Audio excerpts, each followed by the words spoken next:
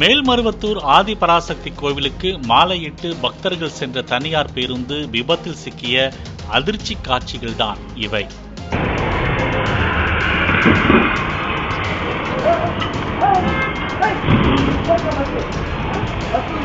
மேல்மருவத்தூர் ஆதிபராசக்தி கோவிலுக்கு செல்வதற்காக தருமபுரி மாவட்டம் எட்டியம்பட்டி கிராமத்திலிருந்து அதே பகுதியைச் சேர்ந்த 156 பக்தர்கள் 3 தனியார் பேருந்துகளில் காலையில் புறப்பட்டு சென்றுள்ளனர்.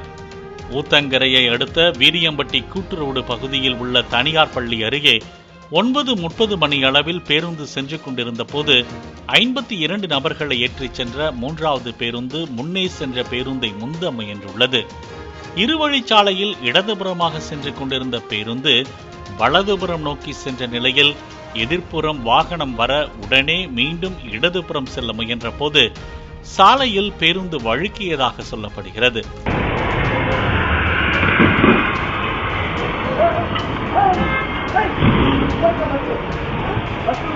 இதனால் ஓட்டுநர் திடீரென பிரேக் பிடித்ததும் கட்டுப்பாட்டை இழந்த பேருந்து அருகே உள்ள பள்ளத்தில் கவிழ்ந்தது.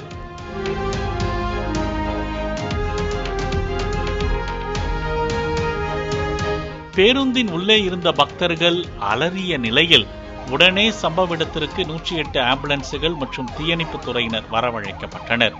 தீயணைப்பு துறையினர் பேருந்தில் சிக்கிய பக்தர்களை மீட்டு ஆம்புலன்ஸ் மூலம் ஊத்தங்கரை அரசு மருத்துவமனைக்கு அனுப்பி வைத்தனர்.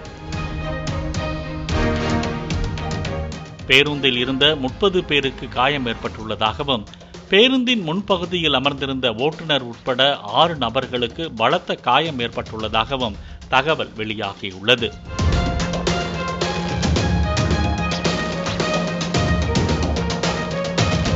மேலும் தனிப்படை போலீசார் விபத்து குறித்து விசாரணை மேற்கொண்டு வருகின்றனர். இந்த விபத்து காரணமாக கிருஷ்ணகிரி திருவண்ணாமலை சாலையில் அரை மணி நேரமாக 2 கிலோமீட்டர் தூரத்திற்கு போக்குவரத்து பாதிக்கப்பட்ட நிலையில் அதனை சீர் செய்யும் பணியில் போலீசார் ஈடுபட்டு வருகின்றனர்.